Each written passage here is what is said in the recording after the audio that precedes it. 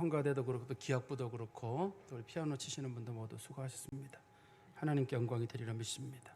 오늘 우리가 잘 아는 부활절입니다.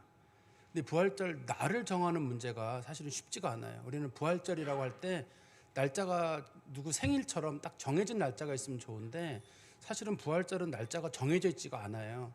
지금은 우리가 이제 어느 정도 날짜를 정했거든요. 근데 과거에는 서로 부활절을 지키는 사람들이 서로 이게 맞다 저게 맞다 그래가지고 부활절 날짜에 대한 합의가 없었습니다. 그래서 서기 325년에 니케아라고 하는 곳에서 모여가지고 기독교 첫 번째 세계 회의거든요. 그때 모여서 결정한 게 뭘 결정했냐면 몇 월 며칠 날을 우리가 부활절 날짜로 정하자. 기독교의 중요한 날이기 때문에 부활절 날짜를 정하자라고 해서 이제 부활절 날짜를 정하게 됐습니다. 그때 부활절 날짜를 정하는 기준은 어떤 거였냐면 봄에 그 낮과 밤의 길이가 똑같은 날, 우리가 춘분이라고 부르잖아요. 춘분을 지나고 나서 보름달이 뜨고 그리고 그 다음 주일로 하자. 우리가 볼 때는 그게 왜 그렇게 정하냐 싶지만 옛날에 달력이 양력 쓰는 사람도 있고 월력 쓰는 사람도 있고 막 그래가지고 이게 막 헷갈려 있었거든요. 그래서 우리 올해를 기준으로 춘분이 언제였냐면 3월 20일이 춘분이었습니다. 올해. 그리고 3월 20일 지나고 나서 보름달이 3월 24일 날 보름달이 떴어요. 제가 기억이 나거든요. 지난 주일날이었는데 제가 집사람하고 산책하면서 달을 보니까 보름달이었던 기억이 나요. 그때가 보름달이었고 그리고 나서 이제 다음 주일날이 이번 주가 그래서 이제 부활절이 된 거죠. 우리는 이렇게 지키는데 우리 같은 기독교 전통을 서방교회라고 불러요. 동방교회라고 불려지는 사람들은 뭐 우리 러시아 정교회나 뭐 그리스 정교회 같은 사람들을 동방교회라고 부르는데요. 이제 그분들은 5월 5일 날이 부활절이에요. 우리랑 날짜가 좀 달라요. 그런데 또 이상하게도 내년에는 우리나라 부활절이 4월 20일이거든요. 4월 20일인데 동방교회 부활절도 4월 20일이에요. 또 그게 어떤 해에는 맞고 어떤 해는 틀리고 어떤 해는 멀어지고 어떤 해는 가깝고 우리가 그런 식으로 부활절 날짜를 좀 헷갈려 하는 수는 있습니다만 어떻든 간에 우리가 이 부활절 날짜를 정하는 문제는 당시 상당히 쉽지 않았던 것 같습니다. 그렇지만 부활이라고 하는 그 자체가 우리 그리스도인들에게 사실인 것은 분명합니다. 만약에 이 부활절이라고 하는 날짜랑 부활이라고 하는 게 이게 역사적 사실이 아닌 경우 실제로 예수님이 죽지 않으셨고 또 죽은 자 가운데서 살아나신 것 자체가 실제로 없던 일이다. 단지 그게 우리의 믿음과 우리의 바람 가운데 있다 그러면 기독교는 거짓이에요. 단순한 믿음의 종교가 된다든지 영적인 걸 추구하는 종교라 그러면 그건 환상에 불과할 수 있습니다. 실제로 예수님이 살았어야 되고 실제로 예수님이 돌아가셔야 하고 그리고 실제로 예수님께서 죽은 자 가운데서 부활하신 것이 이게 역사적으로 분명히 있던 사건이어야지만이 우리가 가지고 있는 믿음도 실체성을 띠게 되거든요. 우리 그리스도인들은 그래서 이 부활이라고 하는 것 자체 상당한 무게를 두고 있습니다. 이 부활이 거짓이면 기독교는 주로 선을 추구하는 종교예요. 착하게 살아라, 사람들을 사랑해라, 도와줘라, 뭐 그런 선을 추구하는 종교가 된다든지 인간에게 잘 될 거다, 언젠간 좋은 일이 있을 거야라고 희망을 주는 종교에 불과할 겁니다. 그리고 이 부활이라고 하는 게 실제로 없으면 우리에게는 영생도 없어요. 그러면 그리스도인들은 세상에서 가장 불쌍한 사람들일 수도 있습니다. 요즘 우리 그리스도인들에게는 그 부분이 덜 중요한 문제인지 모르겠는데 초대교회에는 성도들이 참 많이 죽었거든요. 예수 믿는다는 이유로 참 박해도 많이 당하고 순교도 여러 가지 모양으로 순교를 당했습니다. 그럴 때 그 사람들이 부활이 만약에 거짓이라 그러면 그 사람들만큼 비참한 사람들이 어디 있어요? 직업이 있었나요? 예수 믿는다고 쫓겨나게 되고 가정에서 쫓겨나고 사회에서 배척당하고 심지어 죽기까지 했는데 그래서 사도 바울도 고린도전서 15장 16절부터 19절에서 이런 말씀을 했습니다. 만일 죽은 자가 다시 살아나는 일이 없으면 그리스도도 다시 살아나신 일이 없었을 터이요 그리스도께서 다시 살아나신 일이 없으면 너희의 믿음도 헛되고 너희가 여전히 죄 가운데 있었을 것이요 또한 그리스도 안에서 잠자는 자도 망하였으리니 만일 그리스도 안에서 우리가 바라는 것이 다만 이 세상의 삶뿐이면 모든 사람 가운데 우리가 더욱 불쌍한 자이리라. 평생 거짓된 것, 잘못된 것들만 붙잡고 가다가 끝나는 거잖아요. 그래서 기독교 신앙에서 가장 중요한 거, 핵심을 찾으라 그러면 예수 부활의 역사성이에요. 부활이라는 그 말 자체가 아니라 그 뒤에 역사성이라고 하는 것 자체가 붙어 있어야 합니다. 그런데 우리가 역사성을 ತಿಳಿ려면 예수님 부활이 도대체 몇 월 며칠이냐 그걸 알아야 되는데 그 날짜를 알기가 어렵다고 제가 처음에 미리 말씀드렸잖아요. 그러면 이게 역사성하고 어떻게 연결되느냐? 그러나 우리가 성경 말씀을 통해서 짐작할 수 있는 날짜는 있어요. 이렇게 뭐 춘분 뭐 그런 거 말고도 짐작할 수 있는 날짜는 있습니다. 이 성경에 보면 예수님이 태어나신 날을 기준으로 우리는 보통 경우 서기와 기원전, 기원후를 나누잖아요. 정상적이면 예수님이 태어나신 날이 서기 1년이어야 되거든요. 서기 1년이어야 되는데 그래서 정상적으로 예수님이 33년을 사셨기 때문에 예수님이 돌아가신 해는 33년이 서기 33년이어야 되는데 많은 역사학자들이 예수님 태어나셨을 때 그때 인구 조사했었잖아요. 인구 조사한 날짜 로마에서 인구 조사한 거나 그런 것들을 쭉 조사해 보니까 예수님이 태어나신 해가 보통 경우 기원전 4년이라고 합니다. 일반적으로 예수님이 기원전 4년에 태어나셨기 때문에 예수님이 33년의 삶을 사셨거든요. 그러니까 예수님이 돌아가신 해가 서기 29년이에요. 햇술은 서기 29년인 건 맞고 그리고 나서 예수님께서 돌아가실 때 어떤 일이 있었냐면 그때 예수님이 6월절에 오시다 돌아가셨어요. 유대인의 6월절에 오시다 돌아가셨는데 6월절이 원래 음력입니다. 음력 1월 14일이 6월절이거든요. 근데 유대인의 6월절은 우리나라 달력에다 거기다가 보통 한 20일, 2달 정도를 더하면 우리나라 현재 달력이 돼요. 그래서 우리나라 지금 3월 말쯤에 이쯤 걸려 있는 거거든요. 그런데 그때 6월절 언제 돌아가셨냐면 6월절 날 끝에쯤에 안식일이 있었어요. 금요일 날. 유대인은 안식일 기준이 금요일 날 저녁 6시부터 토요일 날 저녁 6시까지가 안식일이에요.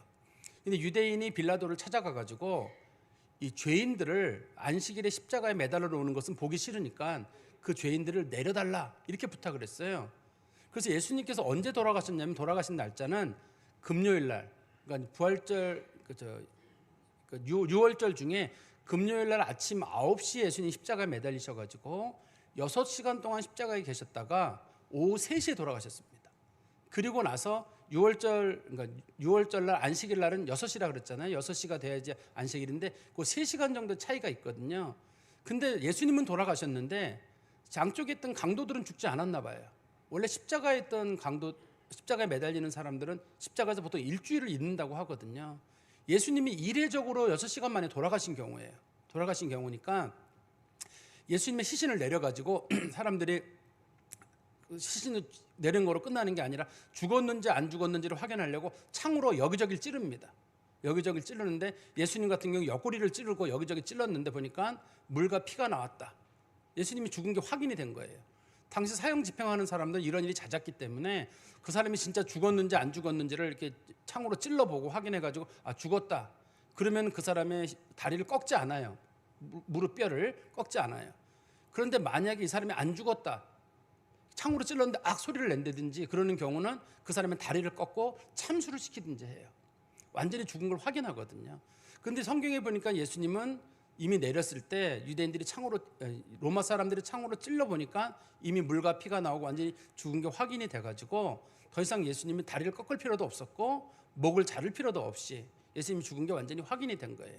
그건 당시에 이제 빌라도 보고서에 보면 예수님의 죽음이 확인이 될 수 있을까 우리가 확인할 수 있을 것 같아요. 예수님이 죽자마자 당시에 그 공의회라 소위 유대인의 대표자들이 모이는 공의회, 요즘으로 말하면 이제 국회와 같은 데가 있는데 산헤드린이라고 하거든요. 그 중에 지도자 중에 한 사람인 아리마대 요셉이라고 하는 사람이 빌라도를 찾아가 가지고 예수의 시신을 나한테 달라. 근데 빌라도가 확인을 해본 거예요. 진짜 예수가 죽었느냐? 죽었다고 하니까 아리마대 요셉도 상당히 지명도가 있는 사람이기 때문에 그 사람의 요청을 거부하지 못하고 아리마대 요셉에게 주니까 아리마대 요셉이 국회의원이니까 자기 무덤이 굉장히 커요. 자기가 이제 죽을 걸 대비해 가지고 돌로다 된 돌에다가 파가지고 만든 무덤이거든요. 그리고 돌문 닫는 문도 굉장히 큽니다. 이 사람이 상당히 높은 사람이기 때문에 그래서 자기가 묻히려고 했던 그 무덤에다 예수님을 묻었어요. 예수님이 거기서 계셨거든요. 3일이 지난 후에 예수님이 부활하시게 됐는데 그 부활하시고 나서 예수님께서는 40일 동안 세상에 더 계셨습니다. 40일 동안 세상에 더 계셨고 예수님께서 40일째 됐는데 올라가시면서 사람들이 그런 말씀하셨거든요. 내가 머지않아 너희들에게 성령을 보내리라 라고 말씀하셨고 예수님 승천하시고 열흘 뒤에 오순절이라고 하거든요. 그때 성령이 임하시게 되죠. 우리가 알고 있는 성경에 대한 내용은 그런 정도예요. 그 예수님께서 부활하신 다음에 성경에 보니까 총 몇 번 나타나셨느냐? 11번 나타나셨다. 성경이 이렇게 언급을 하고 있습니다. 이제 오늘 본문에 보면은 오늘 본문의 사건은 예수님께서 부활하시고 나서 나타난 11번의 사건 중에 네 번째 사건이나 다섯 번째 사건 중 어느 사건 중에 하나인 것 같아요. 네 번 사건하고 다섯 번째 사건은 섞어놓은 사건처럼 보이거든요. 첫 번째 사건은 예수님께서 부활하신 다음에 제일 먼저 만난 사람이 누구냐면 막달라 마리아라고 하는 여자를 예수님이 제일 먼저 만나시거든요. 두 번째는 누구를 만나냐면 예수님의 제자였던 시몬 베드로를 예수님이 만나셨어요. 세 번째는 누구를 만나시냐면 엠마오로 내려가던 제자들을 예수님이 만나셨습니다. 그리고 나서 예수님께서 도마가 없을 때 예수님의 10명의 제자가 있을 때 12제자 중에 가룟 유다는 이미 나가서 자살을 하고 가룟 유다는 자살을 했기 때문에 없고 나머지 도마도 맛이 없었고 그래서 10명의 제자들만 있을 때거든요. 그때 예수님이 한번 나타나셨고 그 다음에 11명의 제자들이 있을 때 예수님이 나타나셨거든요. 11명의 제자들이 나타나셨는데 오늘 본문의 내용만 놓고 보면 10명의 제자들에게 나타난 사건과 비슷한데 우리 성경 말씀 한번 보세요. 위에 보시면 33절에 위에 33절입니다. 곧 그때로 일어나 예루살렘에 돌아가 보니 11제자 및 그들과 함께한 자들이 모여 있어 말하기를 주께서 과연 살아나시고 시몬에게 보이셨다 하는지라. 두 사람도 길에서 된 일과 예수께서 떡을 떼심으로 자기들에게 알려주신 것을 말하더라. 여기 보니까 이 엠마오로 가던 두 제자가 예루살렘에 와서 보니까 11제자가 거기 모여 있다고 하는 걸 보니까 여기는 아마도 그 도마라고 하는 사람도 같이 있던 어느 시기인 것 같아요. 그래서 예수님의 이 부활을 증언하는 사건에 이게 네 번째 사건도 되고 다섯 번째 사건도 되는 그 어떤 사건 중에 부활을 증언하는 그 사건 중에 하나입니다. 36절의 말씀에 보시면 이렇게 돼 있어요. 이 말을 할 때에 이 말을 한다는 말은 위에 나와 있는 얘기예요. 엠마오로 가던 두 명의 제자들이 돌아와서 12제자들이 모인 자리, 10명의 제자들, 11명의 제자들이 모인 자리에서 우리가 예수님을 만났다라고 얘기를 할 때 그런 뜻이에요. 그러면 엠마오로 가던 제자들은 예수님을 어떻게 만나느냐면 이날이 예수님이 부활하신 안식 후 첫날 저녁 때입니다. 이날이 안식 후 첫날 오전에 그 막달라 마리아가 예수님을 만난 사건이 있어요. 시몬 베드로도 만난 사건이 있는데 당시에 이 예수님의 제자들 내에서 어떤 소문이 돌기 시작했냐면 예수님이 부활했을지도 모른다. 여자들이 부활한 모습을 봤대더라라고 하는 얘기가 들리기 시작했어요. 근데 엠마오로 가는 두 제자는 그게 믿어지지가 않았어요. 자신들의 마음속에 자신들은 분명히 예수님이 우리의 지도자가 될 줄 알고 우리의 구원자가 될 줄 알았는데 예수님이 돌아가신 사건에 충격을 받았습니다. 그래서 낙심해가지고 예루살렘에서 한참 내려가다 보면 엠마오라는 데가 있거든요. 성경에서는 그 요한복음 24장 13절에서는 예루살렘에서 엠마오까지가 25리다라고 돼 있어요. 요즘 키로수로는 한 11km 정도 된다고 하거든요. 그래서 한 25리 정도 떨어진 엠마오로 사람들이 둘이서 터벅터벅 내려가고 있었는데 그때 어떤 사람이 처음 보는 사람이에요. 처음 보는 사람이 두 사람에게 말을 걸었습니다. 당신들 무슨 얘기하느냐 그랬더만 우리가 무슨 얘기하는지 모르느냐. 지금 예루살렘에서 이만저만해서 예수님이라 하는 분이 십자가에 달려 돌아가셨다. 그런데 우리는 진짜 그분이 우리의 구세주인 줄 알고 우리를 구원할 줄 알았는데 그분이 비참하게 돌아가셨다. 그래서 우리가 마음이 아파서 지금 내려가는 길이다.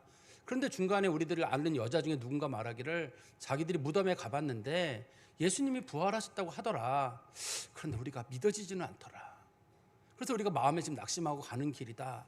그리고 이제 예수님은 계속적으로 엠마오를 지나서 가려고 하고 두 사람만 엠마오에 머물러서 저녁을 먹으려고 하는 그때 이 두 사람이 예수님을 불러가지고 당신 그러지 말고 우리랑 같이 식사를 하고 가자. 식사를 하려고 같이 이제 앉았거든요. 앉았는데 이 사람들이 그때까지도 예수님을 못 알아보는 거예요. 이 사람들이 예수님 오랫동안 따라다닌 사람들이거든요. 오랫동안 따라다닌 사람들하고 지금 예수님하고 얘기를 나누고 있잖아요. 나누고 있는데 예수님을 못 알아보고 있습니다. 예수님의 부활의 모습이 변화된 모습이어서 그래요. 근데 이 사람들이 나중에 얘기를 하거든요. 우리가 엠마오로 내려가던 길에 예수님하고 얘기를 나눴는데 가슴이 뜨거웠다라고 얘기를 해요. 가슴이 뜨거웠다는 말은 분명히 예수님 같은 거예요. 목소리를 들어보니까 분명히 예수님 같은데 외모가 너무 다른 거예요. 자신들이 생각할 때 이건 예수님은 아니라고 생각을 하고 있었는데 분명히 사람의 모습이란 말이에요. 근데 예수님하고 식사를 하는데 예수님이 떡을 떼서 떡을 딱 주면서 받아 먹어라 하고 딱 주는데 갑자기 성찬식을 때 최후의 만찬 자리에 그 모습이 딱 떠오르는 거. 이거 예수님 아니야? 모습은 다르고 목소리는 똑같고 성찬 떼어주시는 모습을 보면서 이거 예수님 같다는 생각이 딱 들었던 거예요. 이 사람네들이요. 이 사람네들이 안 되겠다 싶어가지고 예루살렘으로 가가지고 사도들에게 우리가 예수님 만났다고 하니까 사람들이 하는 말이 맞아, 베드로도 만났대, 그다음에 여자들도 만났대, 이런 얘기들이 막 들리고 있을 그때라는 뜻이에요. 36절 다시 보십시오. 이 말을 할 때에 예수께서 친히 그들 가운데 서서 이르시되 너에게 평강이 있을지어다 하시나. 지금 예수님께서 갑자기 그들 가운데 나타나셨어요. 이 본문에서는 보면은 요한복음에서는 20장에서는 이것도 언급이 되어 있는데요. 요한복음 20장에서는 예수님이 오셨는데 문은 열리지 않고 문은 그대로인데 예수님이 갑자기 나타나셨다라고 되어 있어요. 예수님이 갑자기 나타나신 사건으로 인해 가지고 사람들이 지금 마음에 떨리는 마음이 있었거든요. 왜 떨리는 마음이 있었냐면 이게 예수님께서 분명히 오시긴 오셨는데 오셔서 말씀하시는 게 너희들에게 평안이 있을지어다라고 하니까 우리나라 말로 하면은 잘 있었느냐 이렇게 물어보시는 거거든요. 근데 잘 있었느냐라고 물어보는데 처음 보는 사람인 거예요. 처음 보는 사람. 근데 목소리는 똑같아요. 그런데 처음 보는 사람이지만 이분을 본 적이 있는 사람들이 있거든요. 변화된 모습을 누가 봤냐면 엠마오라고 하던 두 제자가 본 적이 있거든요. 바로 낮에 본 적이 있고 낮에부터 저녁 때까지 밥 먹을 때까지 봤었잖아요. 그리고 그날 새벽에 베드로가 본 적이 있어요. 베드로랑 엠마오로 가던 두 제자는 예수님의 모습을 봤기 때문에 예수님이다라고 얘기를 하는데 나머지 사람들은 볼 때 예수님과 같지가 않아요. 전혀 모습이 다르거든요. 근데 목소리는 똑같아요. 그리고 또 예수님이 문을 열고 들어오셨으면은 들어오셨나 보다. 문 두드리면 누구세요? 예수다. 그럼 예수님 오셨구나라고 싶은데 문도 안 열고 쑥 들어오신 거란 말이에요. 그러니까 사람들이 어떤 마음이 들었냐면 우리 37절에 보십시오. 그들이 놀라고 무서워하여 보는 것을 영으로 생각하는지라. 영이라는 말의 뜻은 유령이라는 뜻인데 우리나라 사람들이 이해하기 편한 용어로는 아마 귀신이다. 아마 그런 식의 생각을 했을 거예요. 왜냐하면 이분이 처음 보시는 분이 와가지고 인사도 나누고 문 갑자기 나타나가지고 얘기를 하고 그러는데 뭔가 모습은 다른데 차라리 문만 열고 들어왔다 그러면 놀라지는 않을 거거든요. 근데 문도 안 열고 갑자기 얘기하고 있는데 갑자기 나타나신 거란 말이에요. 변화되신 예수님께서 물리 법칙을 초월해서 움직이시는 거예요. 여기도 계셨다가 저기도 계셨다가 수시로 움직이는 예수님의 모습을 보여주면서 예수님의 제자들이 그것 때문에 무서워하고 놀라고 있거든요. 38절 보십시오. 예수께서 이르시되 어찌하여 두려워하며 어찌하여 마음에 의심이 일어나느냐. 당연히 두렵죠. 처음 보는 사람이 지금 제자들이 밤에 여기 있잖아요.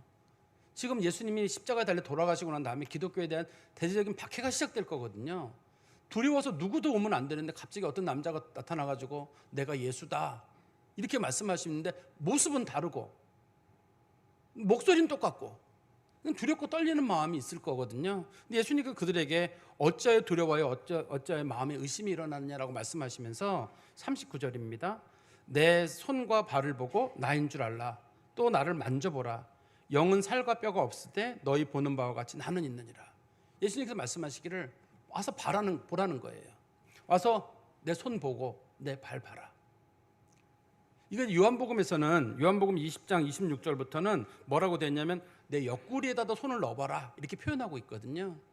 그러니까 예수님의 몸을 사람들이 만지게 되는데 첫 번째는 예수님께서 봐라 그랬어요. 내 몸 잘 봐라.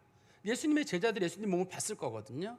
근데 예수님은 분명히 어떤 분이시냐면 하나님의 아들이시기 때문에 그분은 부활하시기 전에, 그러니까 예수님은 성육신하시기 전의 모습으로 돌아가셔야 되잖아요. 그분은 인간의 몸을 입으셨지만 이제 부활하시고 나서 하나님 보좌 우편으로 가시려면 인간의 몸을 벗으셔야 되거든요. 근데 예수님의 제자들 입장에서 이게 내가 알고 있던 그 예수님과 같은 예수님인지 확인할 방법이 없어요. 예수님께서는 우리가 예수님인지 확인하게 하시려고 자신의 몸에 흔적을 그대로 남겨두셨어요. 그 흔적을 남겨주시면서 얘들아 내 손을 봐라. 예수님의 손에는 뭐가 있냐면 못자국이 있어요. 예수님께서 십자가에 못 박힐 때 어떤 분들은 손바닥에다가 못을 박았다라고 말하는데 어떤 분들은 손바닥에 못을 박으면 체중 때문에 밀려 내려가기 때문에 분명히 예수님의 이 팔목 뼈에다가 못을 박았을 것이다 이렇게 얘기를 하거든요. 그러니까 양쪽 손에 못이 박혀 있을 거예요. 못 박인 흔적이. 근데 그분이 완전히 거룩한 모습으로 변화가 됐는데 제자들이 손을 보니까 구멍이 딱 뚫려 있는 거예요. 아, 이거 그 십자가 달리신 그분인데 내 발을 봐라. 발에도 발이 하나인지 두 개인지. 그러니까 우리가 발을 두 개를 포겠다 그러면 못자국이 하나였을 거고 발을 따로 놨다 그러면 못자국이 두 개였을 거거든요. 우리가 뭐 성상에서는 보면 하나로 돼 있지만 정상적으로는 다리를 이렇게 판자에 올려놓거든요. 그렇기 때문에 못자국이 아마 두 개였을 거예요. 오른쪽 발, 왼쪽 발 둘 다 못이 이렇게 박혀 있기 때문에 못을 빼버렸으니까 못 박힌 흔적이 그대로 있을 거란 말이에요. 예수님 옆구리를 보니까 옆구리는 예수님 돌아가신 다음에 로마 군병들이 시신 죽었는지 아닌지 확인하려고 창으로 찌른 거였거든요. 근데 한 번만 찌르는 게 아니라 여기저기 찔러요. 원래 여기저기 창 찔린 자국이 있는 거예요. 그다음에 예수님 몸에는 우리가 자는 패션 오브 크라이스트 같은 데 보면은 예수님 등에 왜 사람들이 채찍으로 막 때리는 장면 있잖아요. 그 채찍의 자국도 그대로 가지고 계실 거예요. 머리에 썼던 가시 면류관의 그 흔적, 머릿속에 가시가 박혔던 그 모습까지 그대로 예수님은 가지고 계실 거거든요. 사실 우리가 볼 때는 예수님이 변화가 되셨으면 이런 게 필요 없다고 생각하는데 예수님은 자신이 십자가에 돌아가신 자가 부활하신 분과 똑같다는 걸 보여주시려고, 내가 죽은 자 가운데 살아났다는 걸 제자들이 알게 해야 되잖아요. 알게 하시려고 그 모습, 인간의 수욕된 모습을 그대로 자기 몸에 간직하신 거예요. 사실 예수님에게 가장 모욕된 건 뭐냐면 예수님이 인간이 되시는 거예요.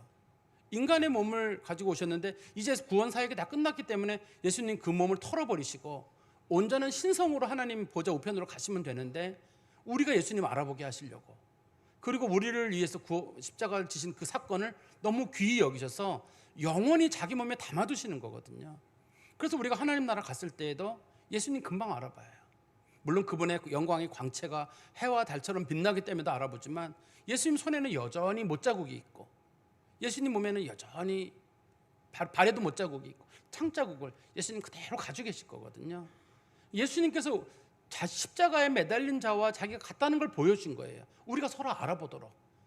저는 그리스도인들도 마찬가지라고 생각해요. 그리스도인들도 예수를 닮아가는 사람들이기 때문에 우리가 천국에 서로 알아볼 수 있다고 성경이 말하고 있거든요.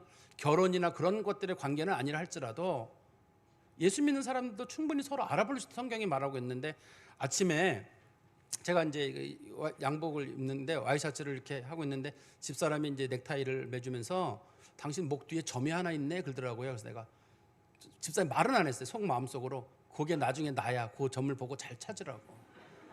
응? 그 점을 보고 잘 찾아라. 어떤 점을 보고 찾을지 모르지만 우리 가운데 있는 그리스도를 섬기며 살아왔던 우리들 삶의 흔적들을 가까이 있는 사람들은 알 거예요.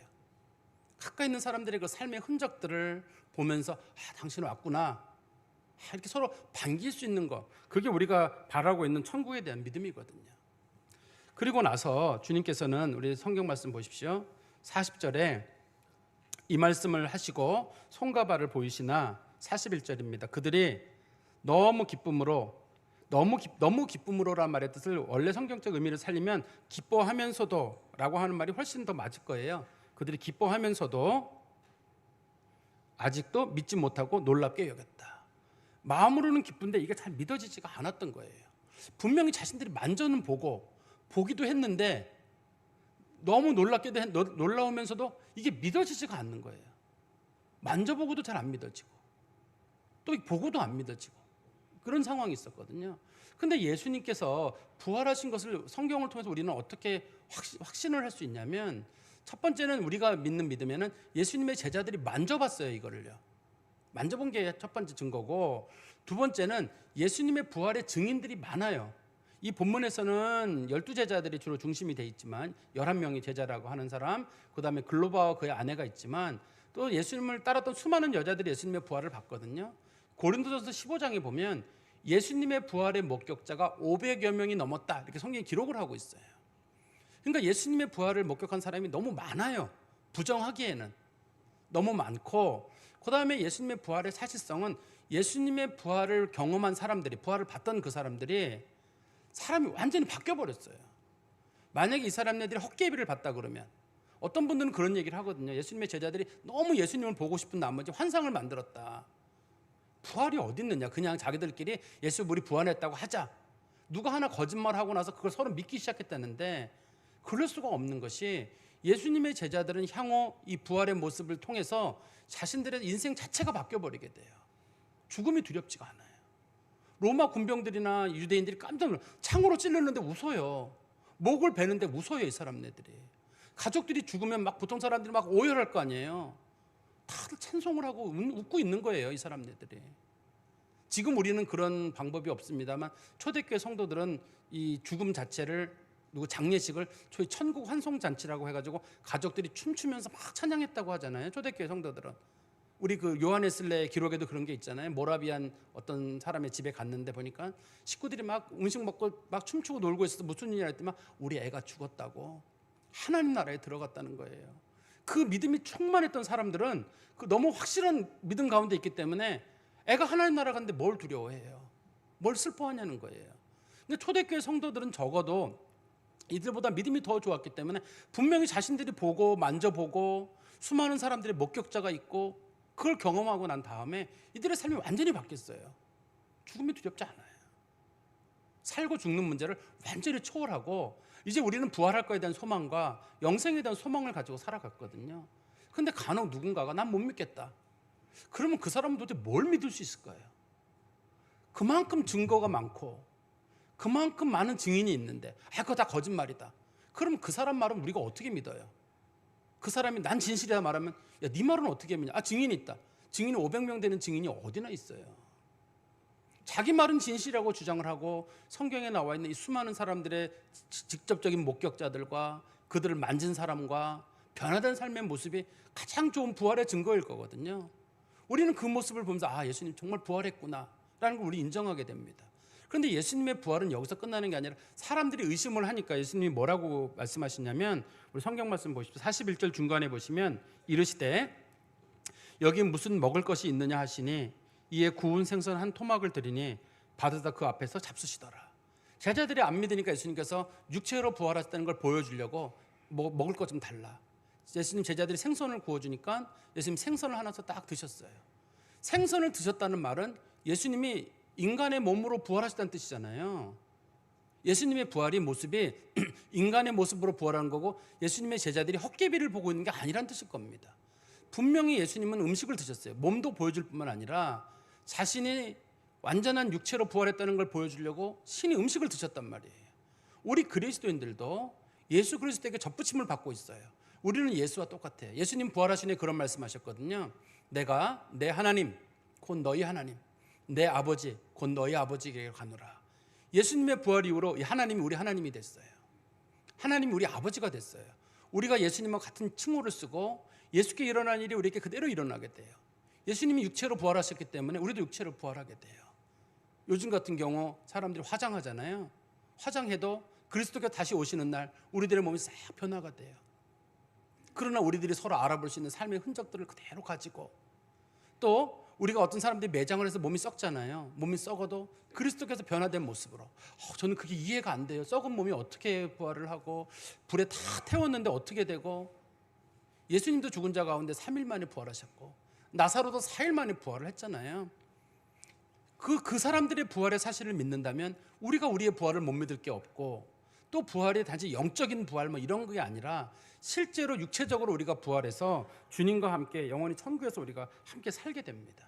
그러니까 우리가 천국을 꿈꿀 때 천국은 분명히 인간이 육체를 입고 변화된 육체를 입고 가는 곳이기 때문에 물리 법칙을 초월한 곳이기도 하지만 그러나 부분적으로는 물리 법칙에 영향을 받는 곳이 공간이 있어야 되거든요. 육체를 가지고 가려면 우리가 어떤 문제가 뭔가 존재하려면 거기에 시간과 공간이라고 하는 기본적인 소위 그런 가능성이 있어야 사람들이 그 안에 공간을 머물잖아요. 그 공간에 머물게 될 거거든요. 그러니까 천국도 예수님께서 내가 너희를 천국을 위해서 처소를 예배하러 간다.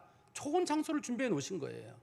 거기서 우리가 뭘 먹고 마실지 어떻게 지낼지는 모르지만 그냥 영적으로 붕붕 떠다니고 찬양만 하고 그런 건 아닌 것 같아요. 예수님이 생선을 드신 걸 보면 우리가 거기서 먹을 뭐가 따로 음료가 따로 있는 것 같고 거기서 먹는 음식이 따로 있는 것 같고 천국에 대한 더 큰 소망도 우리가 가지고 살게 됩니다.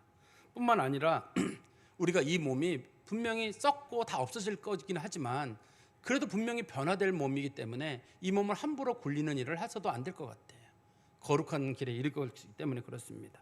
말씀의 결론을 맺으면 예수님 분명히 부활하셨어요. 예수님의 제자들도 받고 500여 사람들이 받습니다. 그리고 예수님의 제자들이 예수님 직접 만져봤거든요. 그리고 그들의 삶의 변화됨으로 그들이 예수 그리스도가 부활했다는 사실을 증언했습니다. 예수의 부활 사실을 부인한다는 건 일부러 부인하려고 애를 쓰는 사람이 아니고서는 부활하기 어려운 사실이에요. 그리고 예수님께서는 육체로 부활하셨습니다. 육체로 부활하셨기 때문에 우리 그리스도인들 육체로 부활해요. 사실 현대 기독교에서 예수의 육체적 부활을 믿지 않는 사람들이 많아요. 현대 우리도 육체적 부활을 믿거든요. 이걸 사람들은, 이런 믿음을 가진 사람들을 근본주의자라고 부르고 약간 부정적으로 부르는 사람들이 많은데, 뭐 근본주의자라고 부르든 뭐라고 부르든 상관없이 저는 육체적 부활을 믿어요. 예수의 육체적 부활도 믿고 우리의 육체적 부활도 믿고 우리가 주님과 함께 영생을 얻을 줄도 분명히 믿습니다. 근데 맨 마지막으로 우리가 예수님의 부활을 목격한 그 사람들은 삶이 완전히 달라졌어요. 삶과 죽음이 두렵지 않았단 말이에요. 우리가 예수의 부활을 믿고 나의 육체적 부활을 믿는다 그러면 우리도 예수님의 제자들처럼 삶의 부활의 모습이 있어야 될 거예요.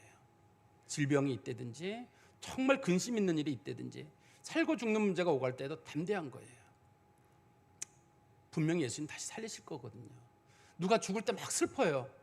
누가 고통을 당할 때 슬픈 일이 있고 막 그럴 때도 담대한 거예요. 예수님의 제자들이 너무너무 담대하고 깜짝 놀랄 만한 사람들로 변하고, 당시 유대인들이 뭐라 얘기하면 뭐 다 말씀으로 받아치고 다 하거든요. 전혀 죽음을 두려워하지 않는 그 모습이 그들에게 있었던 것처럼 우리 그리스도인들도 예수의 부활을 내가 믿고 또 내 부활을 믿고 내가 육체로 주님 앞에 선다는 사실을 믿는다 그러면 삶과 죽음의 문제가 놓였을 때 내가 분명히 부활할 건데 왜 두려워해요? 삶에 큰 문제에 붙어서 막 근심 걱정이 있을 때에도 주님 다시 살리신다. 영원한 하나님 나라의 소망이 있다. 그러면 삶의 문제 가운데도 담대함이 있을 것이고, 현실적인 상황들이 내가 원하는 방향으로 잘 안 가고 그럴 때도 담대함이 있을 것이고, 또 설령 내가 죽는 그 순간이 됐을 때에도 죽음 앞에서도 분명히 하늘의 소망이 있기 때문에 담대할 거예요. 저는 우리 성도들이 이 부활절을 맞이할 때마다 그리스도의 부활이 사실이고 내 부활도 사실이기 때문에 내가 내 삶의 담대함으로 내가 부활을 증언하는 삶을 살아야 되겠다. 이런 마음의 결심을 가지시고 끝까지 정말 담대함을 보이시는 믿음의 성도 되시기를 간절히 소망합니다. 기도하겠습니다. 하나님 아버지, 주님 안에 감사합니다. 우리 주 예수 그리스도께서 죽은 자 가운데서 부활의 첫 열매를 일어나시사 우리들을 주의 부활에 붙여주시고 영생의 길로 인도하시니 참으로 감사합니다. 우리 기독교는 그리스도의 부활에 달려있고 그리스도의 부활이 사실이기에 우리 기독교도 사실이고, 그리스도의 부활이 사실이기에 우리가 죄사함을 받은 것도 사실이며, 그리스도의 부활이 사실이기에 우리가 영생을 얻는 것도 분명히 저희 가운데 일어날 일로 믿습니다. 하나님 아버지, 부활절을 당할 때마다 부활의 소망을 굳게 하게 하시고 삶의 상황이 녹록지 못하더라도 분명히 하나님께서 모든 것을 회복시킨 날들을 기억하며 어려운 일에도 담대함을 가지고 살아가도록 은총을 베풀어 주시옵소서. 예수 그리스도의 이름으로 기도하옵나이다. 아멘.